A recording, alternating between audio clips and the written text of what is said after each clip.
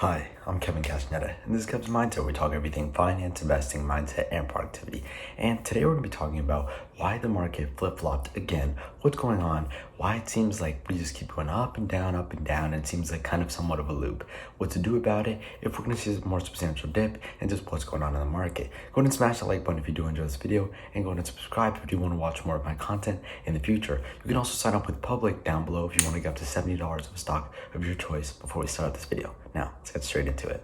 Okay, so the market has been very strange. We've seen bad news and then we see recovery, tech, everything, just kind of the whole market take a shift down. We've especially seen a more substantial move downwards in smaller cap stocks. Something under $10 billion of market cap tends to move down quite substantially, and we've been seeing that very recently. Now, with that, we also see a lot of strange moves that just don't make sense. Like, why is all the money pouring into Moderna? The reason for this is because, okay, yeah, Delta's spiking and they have vaccines and they have the booster shots, and yeah, that's good. However, with that, it doesn't make its valuation right now it's ridiculous. It doesn't really make sense. However, I do think that we are kind of heading into a point where it's like everyone is very, very confused and everyone has a lot of money, whether it's hedge funds, retail investors, or a lot of us are sitting here with some cash on hand, waiting for a good deal, waiting for March and April lows maybe again. And we're not seeing that. We'll see like a start towards there, like let's say something like Enphase. Enphase hit the 200s and then it bounced back down, and it's at about 160. And people are looking at that saying, it might dip lower. And then let's say I bought the dip at 160 because I've seen it support around 160 a lot. But the issue with that is that, okay, yeah, maybe it will drop lower, but it can also just rally right after, which is what it keeps doing. That's what every stock keeps doing. We see a slight dip, sure, and then right after we see that dip, we see a rally right back to where it was. And then from there, we'll sit flat, maybe move up a little more, and then sell off back to that point.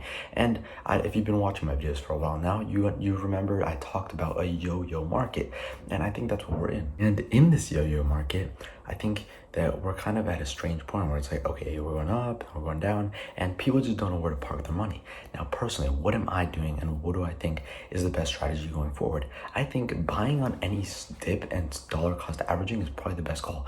I don't personally want to wait for Enphase to maybe go back to 120. I love the company, I love the financials, I love everything. There's a lot of companies that I love, and I'm just buying the dip and slow dips. I'm not waiting for a 30% drop to finally start buying it. I'm seeing, okay, maybe there's a 10% drop, a 5% drop, and basically, let's say I make a position, it goes on 5%, I buy some more, it goes on another 5%, I buy some more. That's basically all I'm doing, just dollar cost averaging in. And why am I doing this, and why am I not just trying to time it all out? Because first off, timing the market is very difficult. Second off, even if you do time the market, you might end up paper handing later on because maybe you timed it pretty well and then it continued to dip.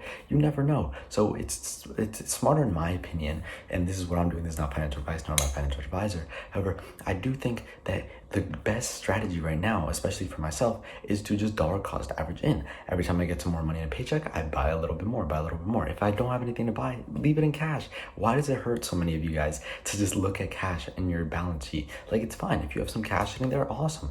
If anything, think of it as gunpowder. And let's say a war's right around the corner, you stacked up a bunch of gunpowder and you're ready to shoot. That's kind of how you want to look at it. You want to look at it as, okay, I have a bunch of dry powder and I'm ready to go now that there's dips. And you can kind of catch the opportunity once they are there. And so slowly dollar cost averaging in, and also saving some money in the meantime for those, if there's not enough things to buy into, then that's great as well. I think that's definitely the best call. Also, crypto dips. Crypto, I think, will have a huge rally in the next coming 1-2 years.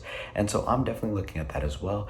And so that's kind of just the strategy I have going right now. I don't think it's smart to wait for the bottoms, but I also don't think it's smart to be like, oh well, I'm going to trade it up to the peak and then sell, because then you miss out on the upside in the long term. So that's kind of what I'm doing right now. Let me know what you think in the comment section down below. I'd love to hear your thoughts and interact with you guys down there. Also, go ahead and smash that like button if you did enjoy this video, want to watch more of my content in the future. Go ahead and subscribe. I'll see you in the next one. This was Kev's Mindset.